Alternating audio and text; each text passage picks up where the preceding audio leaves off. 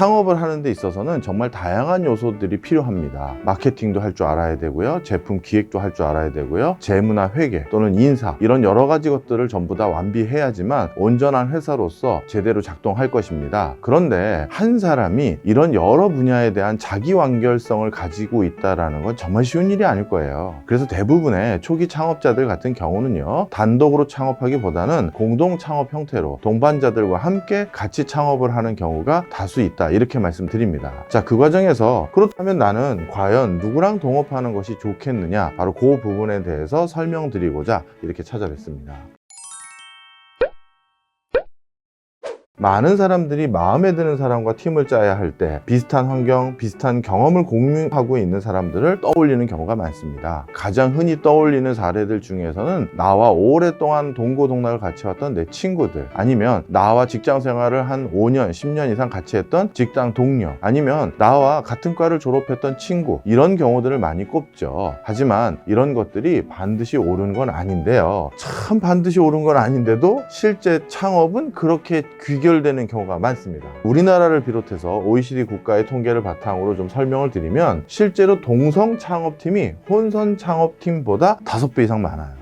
남자들끼리, 여성들끼리 이렇게 이제 창업을 하는 경우가 많다는 거죠. 사실 여성의 섬세한 감수성과, 그리고 여성의 섬세한 리더십, 그리고 남성의 묵직하고 뚝심 있는 어떤 추진력, 뭐 이런 것들이 잘 맞물려도 적지 않은 힘을 낼 수 있을 것 같음에도 불구하고요, 꼭 동선 창업을 같이 하는 경우가 많습니다. 특히 제가 제일 신기했던 부분은, 예를 들어서 육아용품과 관련된 창업을 하는 부분에 있어서도요, 사실 육아와 관련돼서는 누가 더 잘할 가능성이 많겠습니까? 아직까지는 상대적으로 여성분들이 육아와 관련돼서 남성보다 더 잘 알 가능성이 많겠죠. 자, 그럼에도 불구하고 육아 창업 역시도 남성들끼리 창업하는 경우가 많더라고요. 그래서 제가 물어봤어요. 아니, 여성 한 분이 같이 끼면 좋지 않을까요? 그랬더니 그분들도 웃으시면서 하는 말씀이, 육아와 관련돼서 모르는 부분들은 여성들에게 여쭤보고 그렇게 진행하고 있습니다 라고 하더라고요. 참 독특하죠? 그 다음에 국적 또한 신비로웠습니다. 동일한 국적도는 민족끼리 창업한 팀이 그렇지 않은 팀보다 46배가 많습니다. 자, 우리나라에서는 국적이라는 게 똑같을 수밖에 없지 않나요? 이렇게 생각하실 수 있겠습니다만, 미국의 실리콘밸리나 보스턴이나 또는 싱가포르 같은 곳에서는 여러 국적의 사람들이 와서 비즈니스를 하는 공간이기 때문에 당연히 다양한 민족, 다양한 국적을 가진 사람들이 다 같이 모여 있을 때가 많습니다. 특히 미국의 유수의 대학들 역시도요, 여러 국가에서 유학을 오는 학생들이 많기 때문에 그 학생들 역시도 거기 와서 새로이 제2의 인생을 살아보고자 기획하는 경우가 많은데요. 자, 그럴 경우에는 당연히 같은 국적의 사람 못지않게 타 국적의 사람들을 마주칠 기회가 많음에도 불구하고 꼭 같은 국적의 사람들끼리 창업하는 비율이 무려 46배가 높다라는 것이죠. 자, 그렇다면 이렇게 동성 창업, 아니면 같은 문화적 백그라운드를 같이 가지고 있는 사람들끼리의 창업, 이런 게 빈번해지는 이유는 무엇일까요? 바로 그것은 동조선양 때문입니다.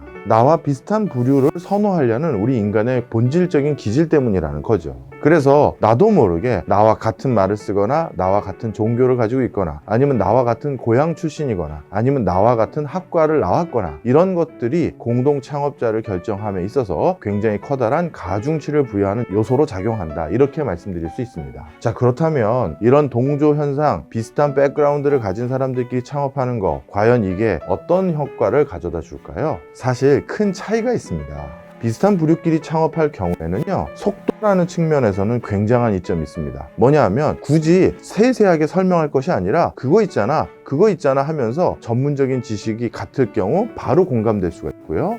그 다음에 문화적으로도 같은 국적을 가지고 있다든지, 같은 언어를 쓴다든지, 같은 종교를 가지고 있다는 것은 두 사람이 벌써 일정 부분 신뢰를 빨리 구축하고 업무를 추진할 수 있는 그런 기초 토양이 되어줄 것입니다. 따라서 초반에 속도라는 측면에서는 실질적인 이점을 누릴 수 있습니다. 하지만 그거 빼고는 나머지는 단점이 더 큰 것이 사실입니다. 어떤 단점이 있냐면요, 대표적으로 단점 중 하나는 창업자 간의 상호 보완성이 크게 저하된다는 것이죠.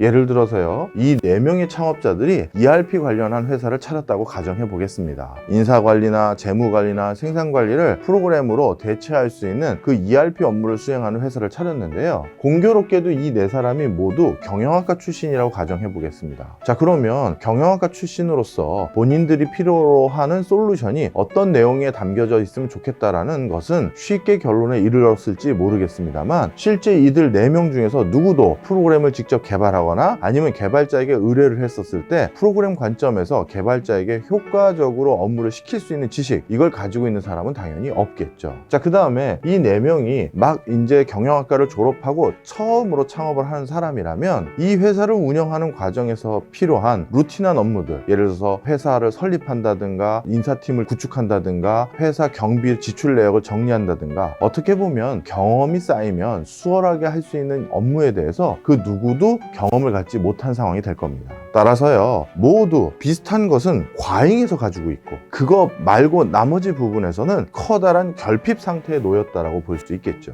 그런데 만약에요, 이 창업팀이 절반은 경영학 백그라운드고 한 명은 컴퓨터공학을 나왔고 나머지 한 명은 사실 한두 번 창업을 해서 나이가 좀 어느 정도 있는 기창업을 두어 번 해본 사람으로 구성됐다고 한다면, 제가 좀 전에 앞서 설명드렸던 부분에 대한 단점이 크게 보완이 될 것입니다. 사실 그래서 동조 현상으로 서로 간에 쿵짝이 잘 맞는다는 것과 실제 사업을 추구하는 과정에서 우리가 직면한 문제를 슬기롭게 푼다는 것은 사뭇 다른 내용이다, 이렇게 보시면 되겠습니다. 공동 창업자들이 보유하고 있는 인적 네트워크도 또는 관련 지식도 사회적 경험도 상당 부분 겹치게 될 경우에는요, 실제 같이 창업한 그 시너지, 그것을 얻었다고 보기가 어렵겠죠. 사실 앞서 제일 처음에 말씀드렸던 왜 공동 창업합니까? 라고 말씀드렸을 때 제가 가지고 있지 않았던 부분을 저 친구가 보완해 줄 수 있기 때문입니다, 이게 정답으로 다가와야 되는데, 그런데 같이 창업하고 찾아오시는 분들을 보면 상당 부분 중첩된 스펙과 중첩된 지식과 중첩된 인적 네트워크를 가지고 온 사람들끼리 왔다는 것이죠.